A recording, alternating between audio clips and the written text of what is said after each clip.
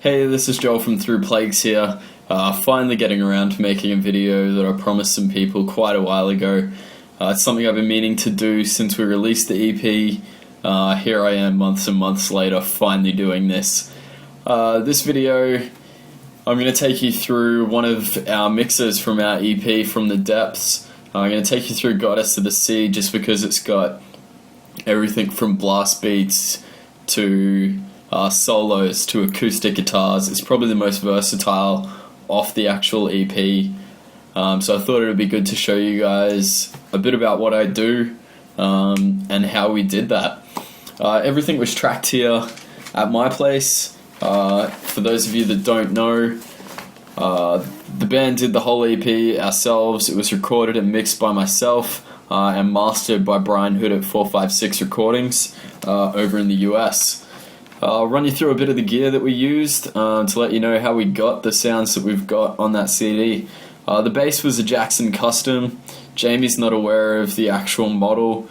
All we know is it's some form of Jackson Custom. It's a wood grain guitar. For those fans that like wood grain, that seems to be a big thing in Through Plagues. And it was active pickups.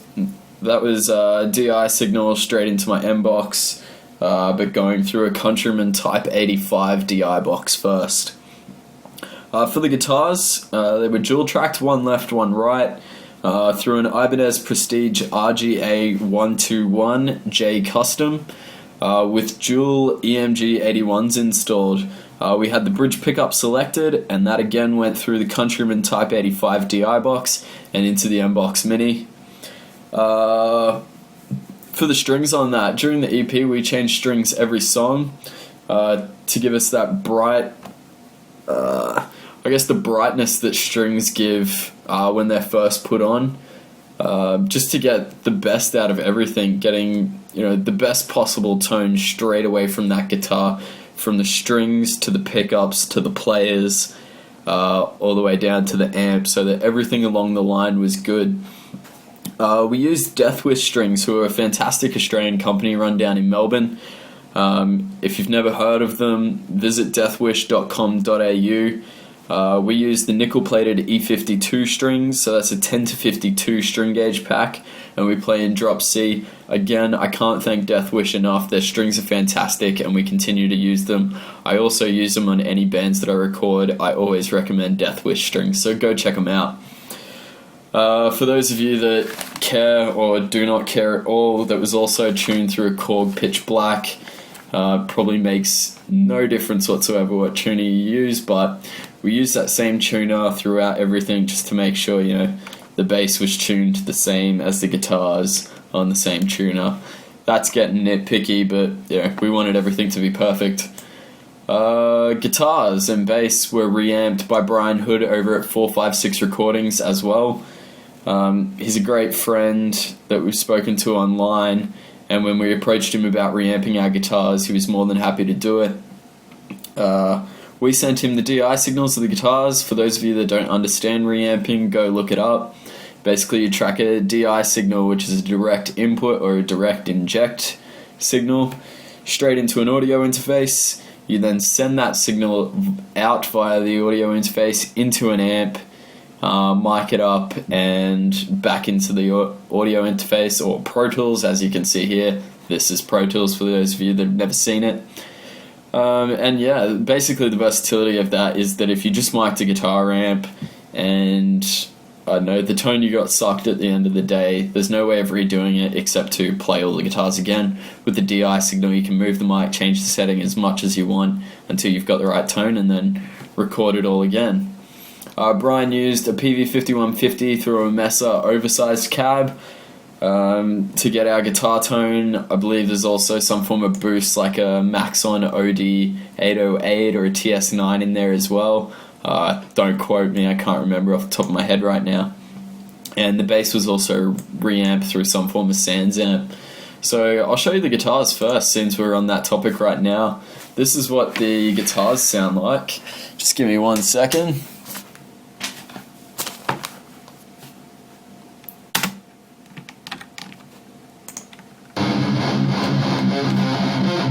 Obviously you're not going to hear that too clearly, but for those of you that have the CD, you know exactly what the guitars sound like. This is them here.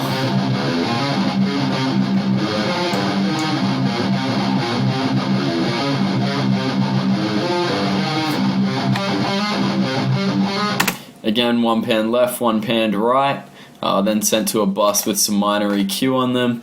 Brian did a fantastic job with the tone, so if you're ever looking at reamping or something like that, go visit 456 Recordings and Brian will hook you up. What else did we got going on in this session?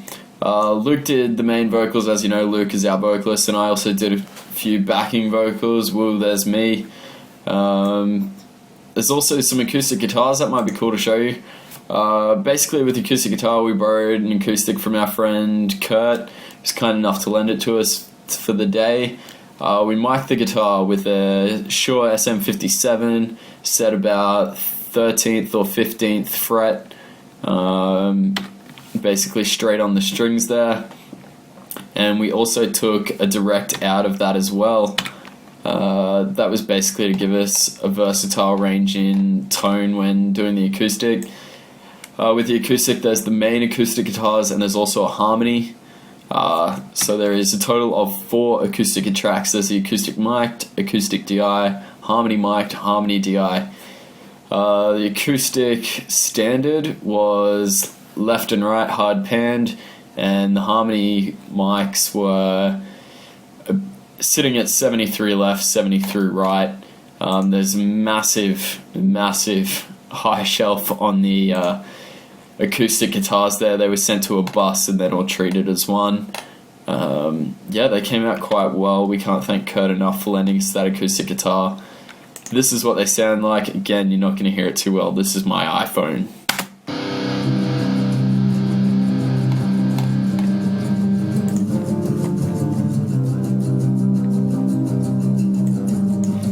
So again, that's one left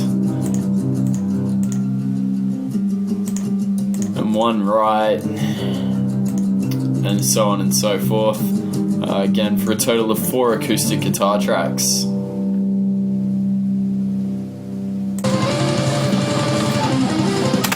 I might take you through the solos while we're here. As some of you might be aware, I do the first solo, Clark does the second half of the solo. Leads were actually done via PodFarm. PodFarm is a fantastic little application. You've heard it on plenty of CDs, whether you know it or not. Basically, you can pull up a variety of amps, choose how you want it, change the settings, pick the cab, pick the microphone. It's fantastic if you don't want to mic up a loud amplifier and you want to get some guitar tones really quick and have them sounding excellent. So it appears here we've used the Deity amp model. For those of you that care, there's the settings. Again, you won't get the same, whether you know this or not, you won't get the same sound if you use those settings. It comes down to the guitar you use, the players, so Clark and myself, every little thing matters in the chain. But you know, if you want to use that as a starting point, go for it. The cab was a 1968 with green 25s speakers.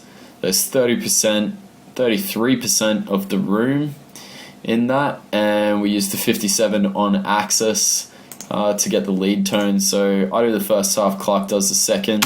That's what they sound like.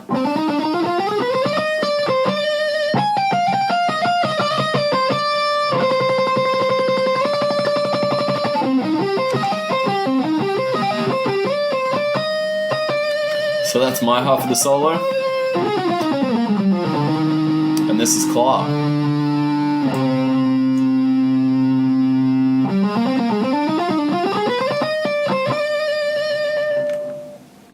Nice little fade out on the end there.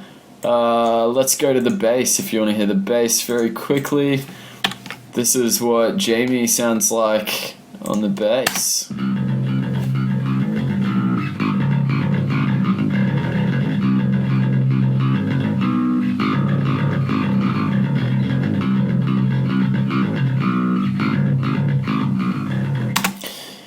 Again, I know you can't hear this too clearly. If you would like some proper clips of how all these sound by themselves, send me an email, hit us up via Facebook, and I'll see what I can organize for you and try to get you some clips. The next thing I'm going to show you is the drums. This is probably the most important part of our mix. Basically, if you can get drums sounding fantastically, shaping guitar tones and bass is easy once you've got a great drum sound done. If you don't have a great drum sound, to be honest, your CD is not going to sound that great. So I spent a lot of time on this, getting them all right. This is all the drums together when it kicks in.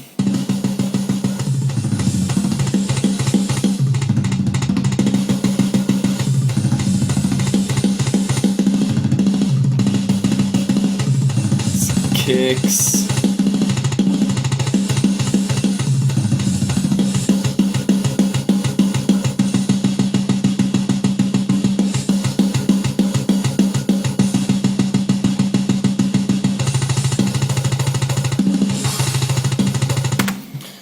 Pete's double kicks thundering away there. A lot of that sample replacement.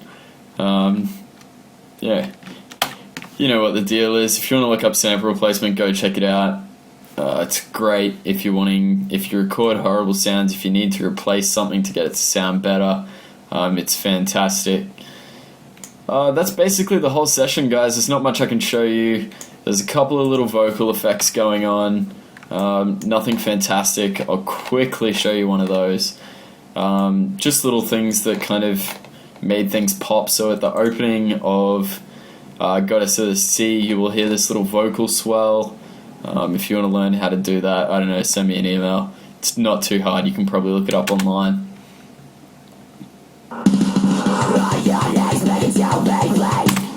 I'll just mute the drums there so you can hear it a little clearer. Again, here it is.